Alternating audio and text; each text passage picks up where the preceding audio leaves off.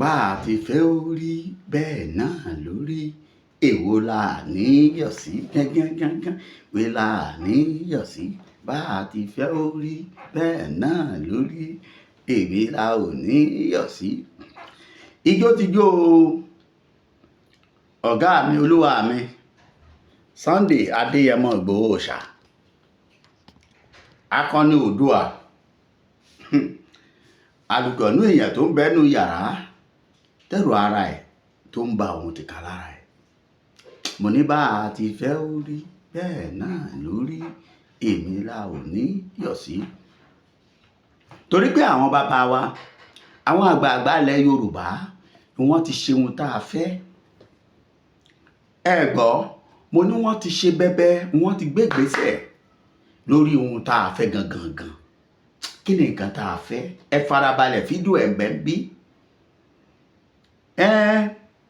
Ẹ mọ̀ pé àwa máa sọ pé bó ti wù kó rí wàá délẹ̀ lérí lọ́jọ́ kan.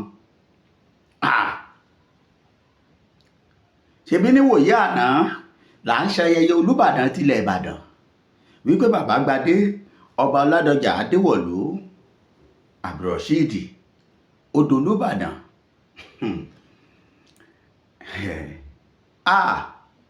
Bẹ́bẹ́ ti ṣe bẹ́bẹ́.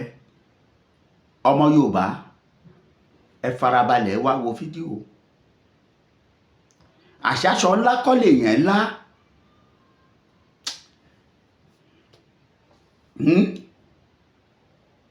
Àṣekẹ́ èèyàn ó gbé lẹ́pẹ̀ẹ́ kò pé kọ́pẹ́ láyé. Kó gbèlú òtún títí tí kò pé kó ń tọ̀ wọ́n gọ̀. Bẹ́ẹ̀ ni o bí ó bá gbèlú Ìbàdàn kò ní kó dàn. Bó bá wá gbé kòńkọ́ kò ní kó. Ohun tá a fẹ́ káwọn bàbá wa ṣe rèé àwọn bàbá yìí ti ṣe ìní pẹ́ gbé yín débẹ̀. Ọmọ Yorùbá ẹ bá ń farabalẹ̀ wo fídíò yìí kẹ́ ẹ lè gbà. Ibi tí mo ti mọ̀ wípé ìgbà ọ̀tún máa dé bálẹ̀ Yorùbá òun rèé. Gbogbo ẹ̀yin olólùfẹ́ tẹ̀ ń gbọ́ mi lásìkò yìí ẹ dákun ẹ bá mi share ètò yìí. Òun ni pé níbi kí ọba ó jọba nílẹ̀ Yorùbá kí ọba aládé kó bẹ̀rẹ̀ sí ní sọ èdè Yorùbá lẹ́sẹ̀kẹsẹ̀ láì fi òyìnbó là á látọ̀dọ̀ ọba Ládọjà Adéwọ̀lú Olúbàdàn tilẹ̀ Ìbàdàn ló ti bẹ̀rẹ̀. Ẹ bá mi lọ wo rẹ́kọ̀dù Ọọ̀ni jẹ èèbó ni wọ́n sọ throughout wọ́n fi Yorùbá là á lóòótọ́. Aláàfin Ọ̀yọ́ mi tẹ́ rò pé wọ́n sọ Yorùbá ẹyọ kan bì yẹn. Àmọ́ bẹ́ẹ̀ kọ́ là ń lọ lónìí. Ibi tá à ń lọ ní ìgbésẹ̀ táwọn àgbààgbà gbé báyìí lórí ìkíni òmìnira ọmọ Yorùbá àti ìrẹ́pọ̀ láàárín gbogbo ọmọ Yorùbá àti pàápàá jùlọ àwọn lọ́balọ́ba léyìí tí ò ní fún àwọn olóṣèlú láti gẹ gàba lé wọn lórí.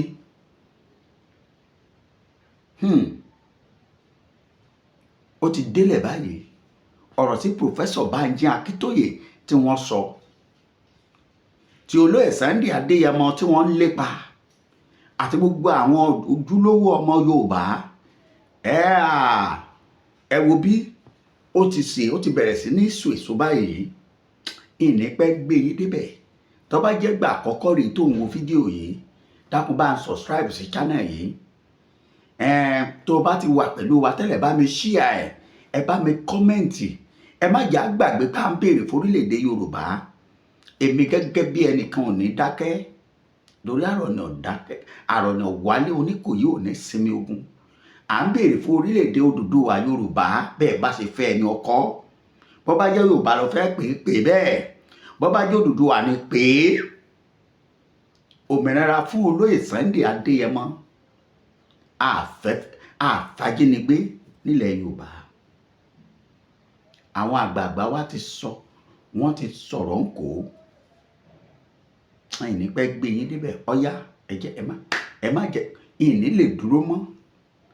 Ẹ jẹ́ ń bá sáré gbé yín débẹ̀ kẹ́ wá farabalẹ̀ wo fídíò yìí.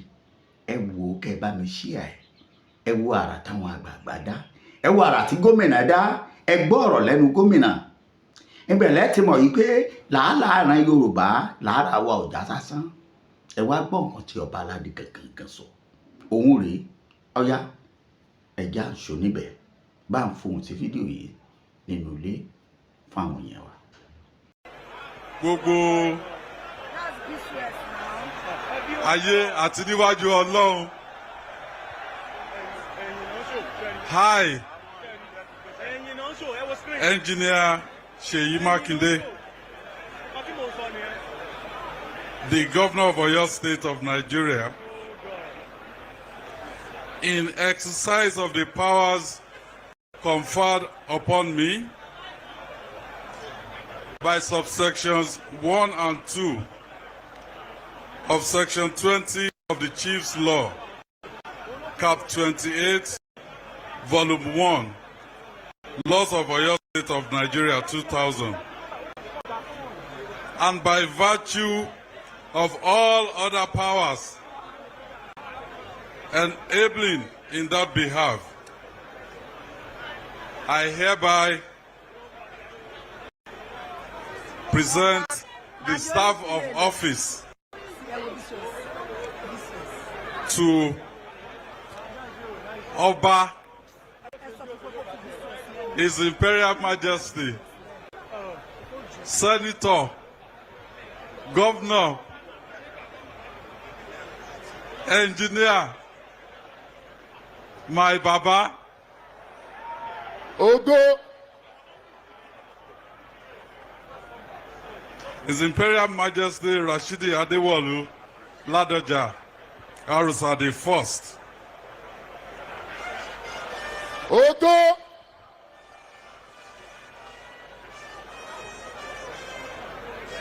This is in confirmation of the party recognized status of the 44th Olubadan of Ibadan land. I so present. Ladoja Ogo, Ogo, Ogo. Tẹ́ ẹ bá lè rí àmì ṣe gbogbo ogun tó lóhùn ní gbọ́ tó lóhùn ní gbà lórí ayé yín iná agbára Ọlọ́run máa jó dànù. Kí lè nǹkan tẹ́ ń là kọjá tó dàbí pé ẹ ti wá ọ̀nà àbáyọ ṣùgbọ́n tí ẹ ti rí ọ̀nà àbáyọ. Ẹ ti pàdé wòlíì yín ló fà ṣùgbọ́n arán mi sí ọ lónìí dádì, arán mi sí ọ lónìí mọ́mì. Olúwa lòun fẹ́ ṣe nǹkan ńlá nínú ayé yín. Olúwa sọ wípé gbogbo tẹ́ ń là kọjá yẹn òun fẹ́ fi òpin sí. Kí nìkan tẹ́ ń là kọjá lórí ìgbéyàwó ni, lórí ọmọ ni, lórí iṣẹ́ ni, níbi gbogbo ni, bóyá ogun kan ló dàbí pé ogun yẹn le, ẹ ti gbìyànjú kò tíì sí ọ̀nà àbáyọ. Ẹ jẹ́ àjọ gbàdúrà, ẹ jẹ́ àjọ wá ojú Olúwa, kí làṣírí ogun yẹn gangan, ẹ jẹ́ àjọ wádìí lọ́wọ́ Ọlọ́run, ká dẹ̀ mọ ọ̀nà àbáyọ.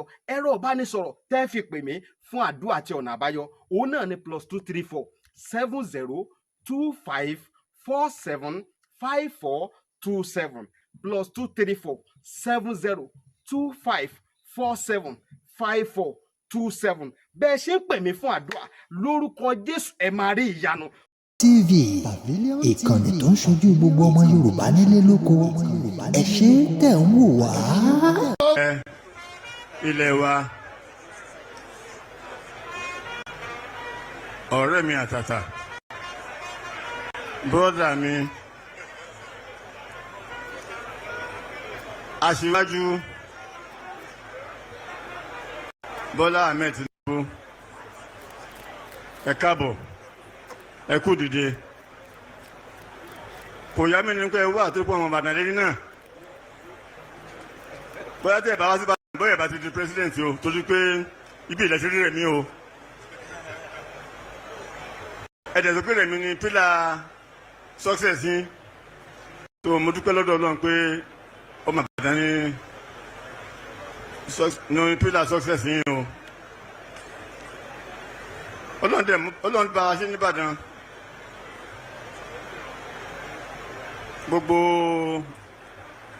gómìnà tó ń jẹ nípínlẹ̀ gbogbo gómìnà tó ń jẹ ní ìwọ̀ oòrùn South West, gbogbo wọn bá tán wọn gbà Ìbàdàn kọjá. Mo sì dúpẹ́ lọ́dọ̀ Ọlọ́run pé Ìbàdàn ní ilé gbogbo Yorùbá. Wọ́n máa ń sọ fún àwọn ìpínlẹ̀ pé Yorùbá tí Yorùbá nílé Ìbàdàn kò tí ì di Yorùbá o. ọmọ kí president nílé Ìbàdàn. nítorí náà kò ń ṣe pé ọba àwọn tí wọn bá àwọn Ìbàdàn nìkan ló ń jẹ o. ọba gbogbo ẹni tó bá ń gbàdàn ni gbogbo ẹni tó bá gbàdàn kọjá. Ọlọ́run tẹ̀ bá a ṣe. ọ̀pá àṣẹ tí gómìnà wa ọmọ wa àtàtà torí pé gbogbo ọmọ Ìbàdàn ọmọ Olúbàdàn ni wọ́n ọmọ wa àtàtà Tinubu wá sì dùn sí. onímọ̀ ẹ̀rọ Ṣèyí Mákindé ọ̀pá àṣẹ tó pé fún wa lónìí ìdùnnú ló jẹ́ fún gbogbo Ìbàdàn torí pé níbi ọdún kan sẹ́yìn wọ́n rò pé Ìbàdàn ó dàrú ni Ìbàdàn ó dàrú yàrá kan ní gbogbo Ìbàdàn ní wíńdò ń bẹ ló pọ̀ tá a bá ti bọ́ sí ara wa tá a bá ti palẹ̀ fún tá a bá ti pa wíńdò dé a tún jáde pọ̀ ni mo dúpẹ́ lọ́wọ́ rẹ o gómìnà mo dúpẹ́ lọ́dọ̀ àwọn afọbajẹ torí pé tí o bá ṣe tí àwọn afọbajẹ tí wọ́n fọwọ́ sí ni torí pé àwọn afọbajẹ ní council the Olúbàdàn council torí pé àwọn náà dẹ̀ láfọbajẹ wọ́n fẹ́ bí dájú lórí pé gbogbo nǹkan pátá náà fọwọ́ sí o wọ́n ló yẹ mí wọ́n ní mo yẹ ń bẹ̀. ẹ bá dẹ̀ nígbà tí a ti sọ pé Ládọjà ní ìjọba ẹ rí i pé gbogbo ará Ìbàdàn gbogbo Olúbàdàn gbogbo wọn ló dùn ṣùgbọ́n wọ́n á rán mi níṣẹ́ kan sí president o Mr. President wọ́n ní nítorí àwọn ológun ní Ìbàdàn state àbí bẹ́ẹ̀ kọ́ ìyẹn Ìbàdàn àbí bẹ́ẹ̀ kọ́ tó a pé bẹ́ẹ̀ yẹn jọ tó a pé bẹ́ẹ̀ yẹn dìde kẹ́ bá mi kí president pé o ṣe o ẹ̀yin ọmọ Ìbàdàn dìde. Tinubu o ṣe o ti fún wa ní stéètì o ṣe o Tinubu ẹ ṣe o president gbà. president ti dìde ẹ ṣe o. ní problem pẹ̀lú National Assembly torí pé káyọ̀ pé àwọn kan náà wọn ò gbà ká lọ ní kìbádà ṣùgbọ́n nígbà tá a ní Ìbàdàn state àwọn kan náà tún sọ pé àwọn náà tún fẹ́ ní Ọ̀yọ́ state so omi ó sọ pé gbogbo wa ní afẹ́ kápín Ọ̀yọ́ state sí méjì kò sí ó dá mi lórí pé tá a bá máa wá pé ìpínlẹ̀ kan ṣoṣo ni Bọ́lá Tinubu máa dálẹ̀ Ìbàdàn state ló máa jẹ́ dálẹ̀ Ìbàdàn state ló máa jẹ́. àǹkanjú o Mr. President àǹkanjú o afẹ́kọ́ ṣẹlẹ̀ before 2027 o iṣẹ́ tí wọ́n kọ́kọ́ rán mi nìyẹn. èmi náà fúnra mi wá tún sọ fún àwọn ará Ìbàdàn pé nígbà tó lọ́n dání sí sìn n tó kù fún mi pé kí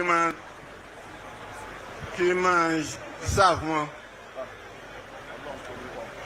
gbogbo agbára mi tẹ̀ ní ma fi sáà fún wọn torí pé kò sí ìrìn àti mo tún wá mọ́ ní àná ni mo jẹ́ ọmọ ọgọ́rin ọdún dídé kan lánàá ó di ọmọ ọdún mọ́kànlélọ́gọ́rin ọ̀pọ̀lọpọ̀ èèyàn ni ò ní àǹfààní láti délé ẹ̀ Ọlọ́run tó dá mi sísì sìn iṣẹ́ tó kù fún mi ni pé kí n máa sin àwọn ìlú mi kí n máa sin àwọn ará Ìbàdàn kí n máa sin àwọn ará ìpínlẹ̀ Ọ̀yọ́ kí n máa sin àwọn ará gbogbo ibi tí Yorùbá bá wà kí n máa sin wọn gbogbo Nàìjíríà kí n máa sin wọn gbogbo Áfíríkà kí n máa sin wọn bọ́lọ̀ máa ṣe fún mi lágbára sí ìkọjá Ọlọ́run tẹ̀ bá a ṣe ọ̀pá àṣẹ tí gómìnà wa ọmọ wa àtàtà torí pé gbogbo ọmọ Ìbàdàn ọmọ Olúbàdàn ni wọ́n ọmọ wa àtàtà Tinubu wá sì dùn sí. onímọ̀ ẹ̀rọ Ṣèyí Mákindé ọ̀pá àṣẹ tó gbé fún wa lónìí ìdùnnú ló yẹ náà mo di ọmọ ọdún mọ́kànlélọ́gọ́rin ọ̀pọ̀lọpọ̀ èèyàn ni ò ní àǹfààní láti délé ẹ̀ ọlọ́run tó dá mi sísì sìn iṣẹ́ tó kù fún mi ni pé kí n máa sin àwọn ìlú mi kí n máa sin àwọn ará Ìbàdàn kí n máa sin àwọn ará ìpínlẹ̀ Ọ̀yọ́ kí n máa sin gbogbo ibi tí Yorùbá bá wà kí n máa sin wọn gbogbo Nàìjíríà kí n máa sin wọn gbogbo Áfíríkà kí n máa sin wọn bọ́lọ́run bá ṣe fún mi lágbára sí. Wọ́n á kí gbogbo ẹ̀yin ará Ìbàdàn ẹ kú àmúmọ́ra torí láti gbà tí ètò yìí ti bẹ̀rẹ̀ láti bí ọ̀sẹ̀ kan mo rò pé bóyá ẹ tẹ̀ máa kọ̀m̀pléènì ó gbọ́ rédíò títí ìyìn gbọ́ kọ̀m̀pléènì kan bẹ̀ ó dàbí pé ní gbogbo wa lódù sí àbí ní gbogbo Ìbàdàn kan lódù sí ni. torí náà mo fẹ́ fi dá lójú pé iṣẹ́ yìí ni màá máa ṣe gbogbo lọ́sàn-án àti lóru. Mo á dúpẹ́ lọ́dọ̀ àwọn coordination committee tẹ́ pé lábẹ́ ọ̀gá wa ẹnjìnà Ṣèyí Mákindé agbé committee náà sílẹ̀ wọ́n dẹ̀ ṣiṣẹ́ takuntakun pàápàá jùlọ mo dúpẹ́ lọ́dọ̀ alága olóyè Báyọ̀ Oyèrò bàbá wa Lamidi Adédìbú was present pé kí n jajagun mo dúpẹ́ lọ́wọ́ wọn kọ́lọ́n bá mi fọ́nú kẹ́ gbogbo wọn. Gbogbo àwọn ọmọ Ìbàdàn iṣẹ́ tó wà fún wa láti ṣe o iṣẹ́ tó wà fún wa láti ṣe ni pé gbogbo àwọn ọmọ wa tó ríṣẹ́ aláti àwọn bàbá wa wọ́n ti sòsò rere sílẹ̀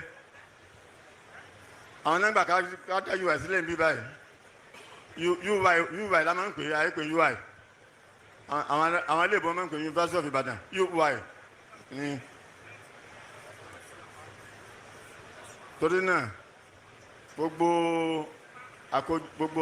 ilẹ̀ wa tá a fi tọrọ fún UI ni o fún CRIN ni o fún FRIN ni o fún yẹ̀ nígbà tí a fi sọ pé ìgbà máa yàtọ̀ torí pé iṣẹ́ àwọn báńsì ó yàtọ̀ sí iṣẹ́ ìtújọ́hún iṣẹ́ àwọn báńsì ti pé láti múra láti ṣe takuntakun fún àwọn aráàlú kò ní pé ká máa kórè ẹ̀kẹ́ sọ́rùn kò ní pé ká máa gbẹ́sẹ̀ lóbìnrin kò ní pé ìyẹn nìkan dàbí ẹni pé ó ti fẹ́ di slum pẹ̀lú ògo Ọlọ́run lásìkò tó wáyé báyìí láti rí báyìí gbogbo ẹ̀ níta ń pè ní ọba rìnnú wà ní so mo dúpẹ́ lọ́wọ́ ẹ̀yin ará Ìbàdàn àti gbogbo ẹ̀yin ọmọ Ìbàdàn pé ẹ ṣe ẹ kú àdúró ti wa Ọlọ́run dùn sẹ́yìn náà o mo dúpẹ́ púpọ̀ o lẹ́ẹ̀kan sí mo dúpẹ́ lọ́dọ̀ president kó ráàyè láti wá wọ́n dẹ̀ dúpẹ́ lọ́wọ́ rẹ̀ kó tún ti gbà kó máa fún Ìbàdàn state ẹ ṣe púpọ̀ o. Please, with a round of applause, make welcome to the podium for his remarks, Vice Chairman. Protocol list and Ojo then threatening láti rọ̀ going through the long list.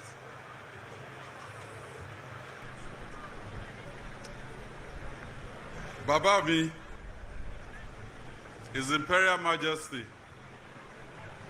Rashidi Adewolu Ladoja Arusa the First. And kí n kó lákòótán, mo kí gbogbo ẹ̀yin tẹ́ wá láti federal, all the federal mites tí wọ́n wà ń bí, mo kí yín. It is a great honor Rashidi Adewolu Ladoja Arusa the First as the 44th Olubadan of Ibadan land. I say congratulations to sons and daughters of Ibadan land at home and in diaspora. Tẹ́bá wo gbogbo crowd tari and even coming from the airport, the excitement. Ó ṣe pé we must uphold our tradition. And I also want to say that today, all challenges associated with Ibadan Traditional Institution is now over and behind us.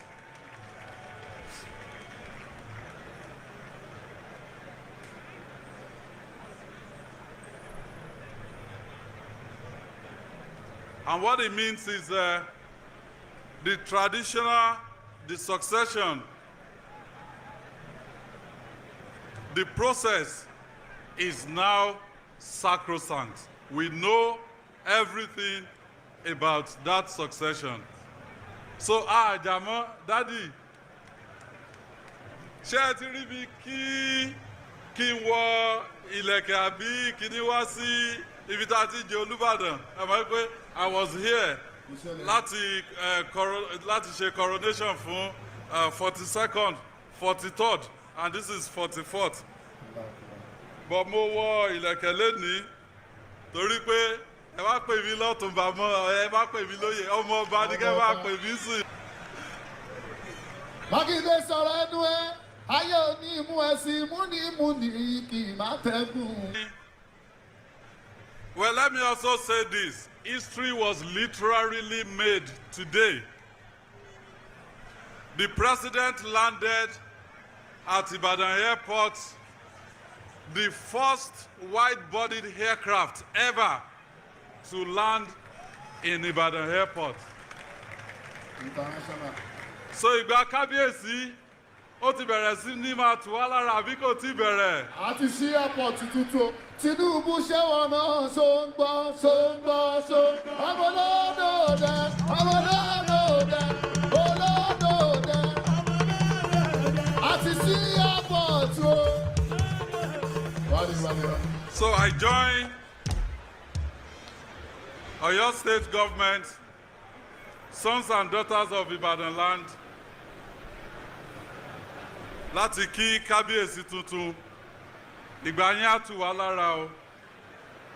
Your time will bring peace, progress, and prosperity to Ibadan land and to Oyo State. Thank you and God bless you.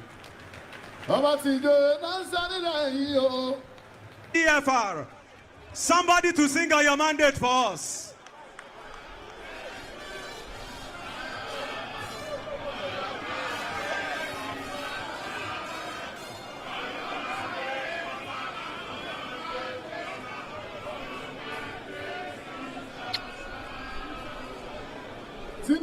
Thank you. Thank you. May you have your seat, please.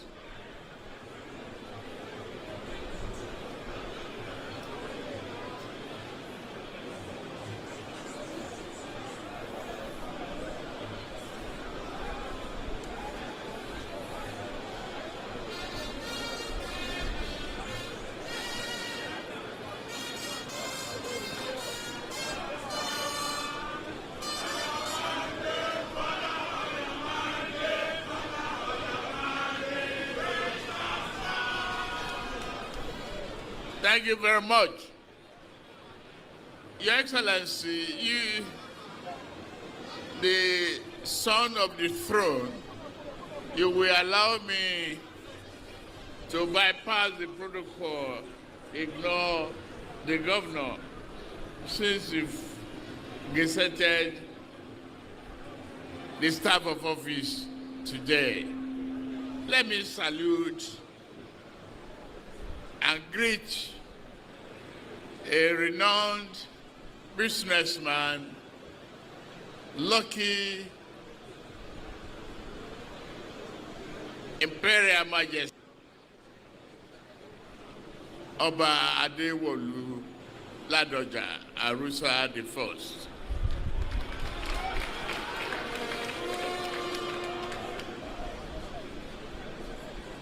All other leadership here present,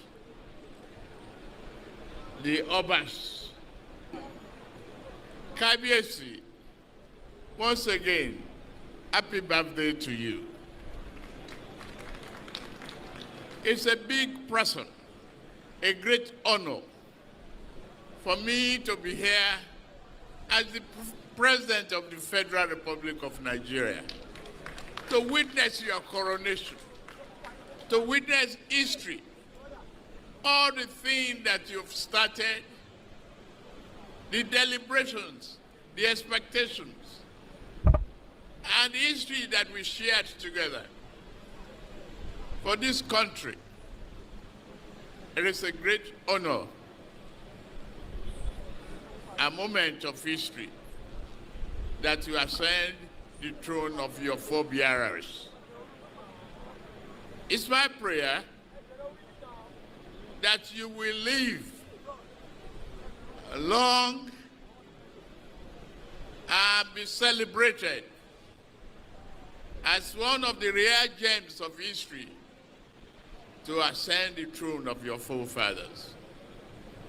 It is my honor, my joy, my pleasure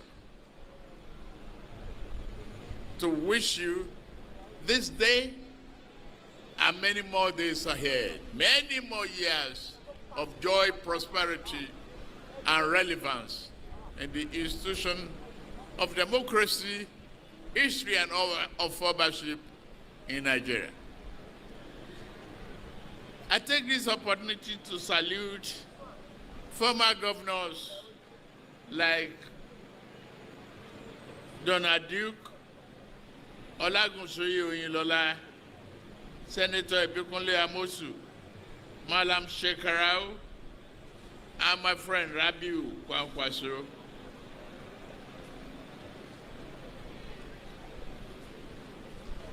To all of you and the others here present, thank you very much on behalf of the family of the Arusa the First. It is a joy for us. Driving through from the airport was a great excitement for me to feel the homecoming, the cheering of the people and their joy in it. It's not for long speeches, but to give joy and prayer to the man of the moment, Oba Rashid Adewolu Ladoja. If I start to recall the moment in the Senate and the struggle that we had together, you as the governor, the history of the impeachment, your comeback story, your perseverance, your resilience, your determination, your reliability, it's impeccable. Kábíyèsí, Adé Apẹ́lórí, Bàtà Apẹ́lẹ́kẹ̀, ìrùkẹ̀rẹ̀ á máa pọ̀ sí i. Ẹ kú ọdún òní, ẹ kú ọjọ́ ìní, ó kí gbogbo Ìbàdàn, ẹ kú ayẹyẹ ìní. Ìdùnnú la máa rí, ayọ̀ ńlá tí Ọlọ́run fún wa lénìí, kò ní dìbànújẹ́. Ọgbà àwọn ọmọ yín náà aṣoríire, ìbàjẹ́ ò ní bá wọn. Ẹ ṣé, ẹ kú tọ́jú mi. Mo ti wá síbí sí Òkè Mọ̀kò pé ká ẹ dúró tì mí, pé èmi ló kàn.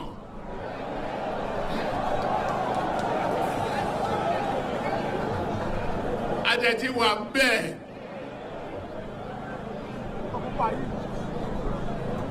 Ẹ ṣé o. To many of you here present again, today I'm honored and I'm very proud to give you the cheering news that economy has turned the corner. There's a bright light at the end of the tunnel. TV ìkànnì tó ń ṣojú gbogbo ọmọ Yorùbá nílé lóko ẹ ṣé tẹ̀ ń wò wá.